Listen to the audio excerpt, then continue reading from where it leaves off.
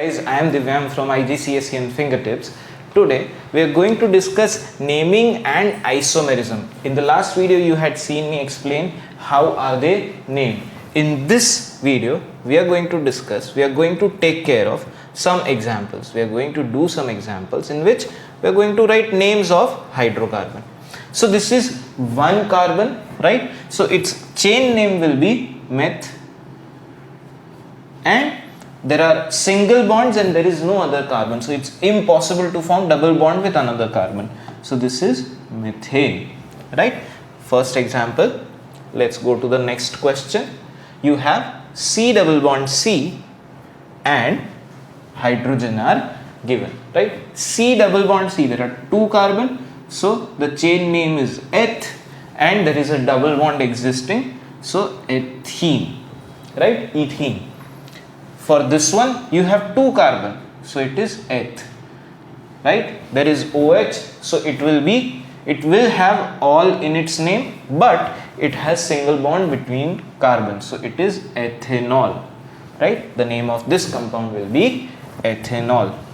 Next question, next compound, we have two carbon, again eth, then single bond, so N, but it has C double bond OH, which is acid, so we have name is ethanoic acid, right? Just like in the table we did.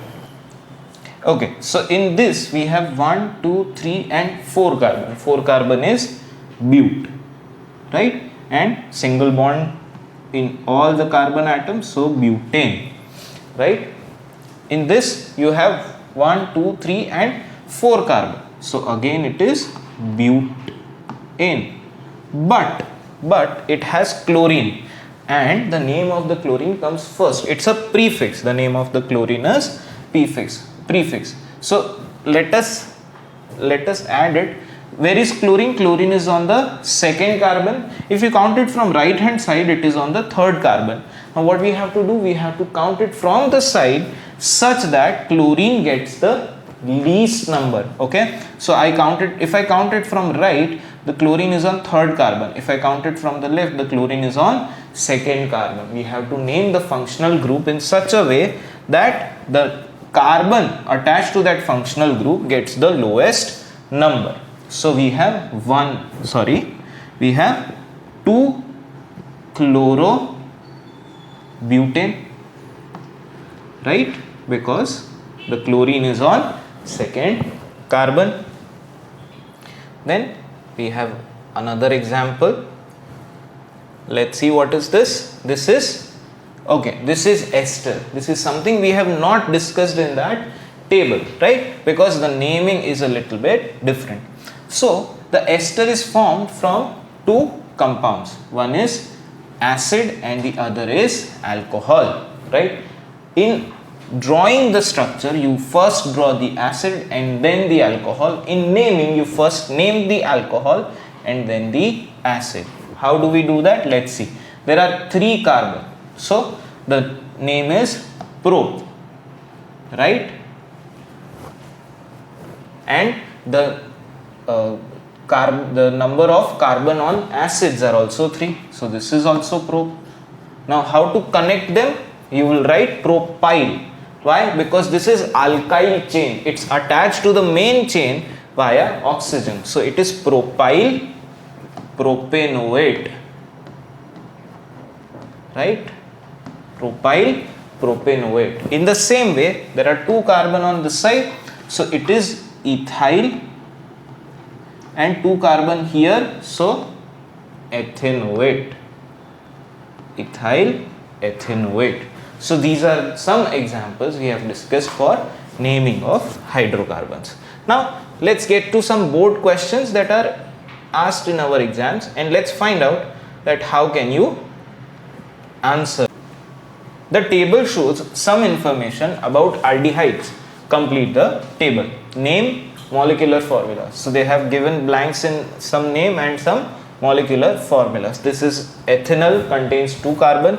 Propanol contains 3 carbon. Butanol must contain 4 carbon, right? That's the least we know about this.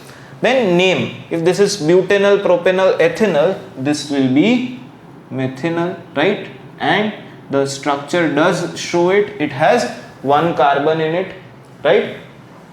So C4, how many hydrogen will be there? In each compound, the number of hydrogen is increasing by 2. So we have H8, right? And the number of oxygen remains same. So you have O, right? Then deduce the general formula of aldehyde. The general formula of aldehyde is the number of hydrogen is 2 times the number of carbon, right? CH2, C2H4, C3H6, C4H8, and there is an oxygen present, right? So CnH2nO. What is the next part? Let's see. The structural formula of ethanol is shown.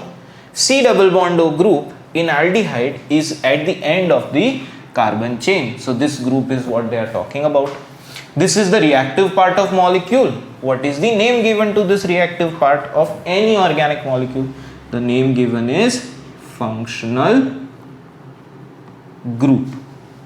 The name given is functional group. The reactive part is known as functional group.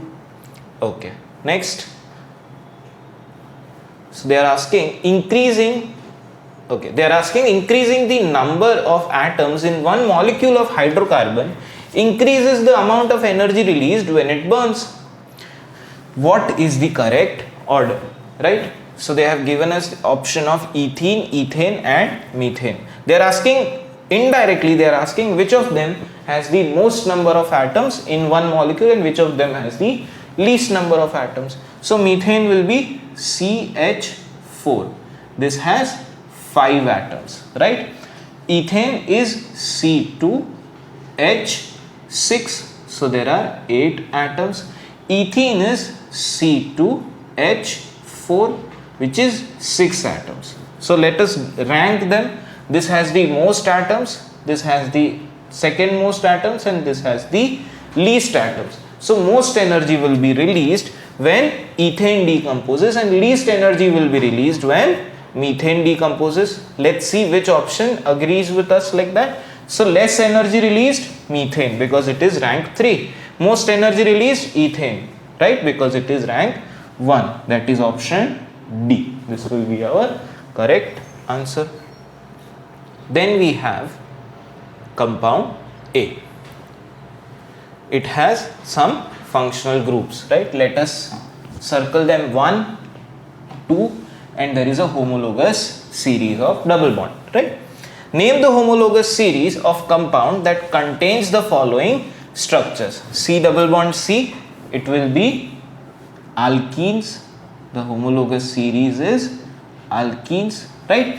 Now I have repeatedly told you that COOH and alcohol and aldehydes, all of those are functional groups, right? Sometimes in our boards the functional group and homologous series is used interchangeably in questions, but whenever you answer, right, like we answered, you have to write functional group where there is a functional group and homologous series where there is a homologous series. So OH is a part of functional group of alcohols, so we will write alcohol here. Then you have COOH, which is part of carboxylic acid, so we'll write carboxylic acid here, right? Which brings us to the end of this video. In the next video we are going to understand what are different types of formula, and then we will understand the isomerism in detail.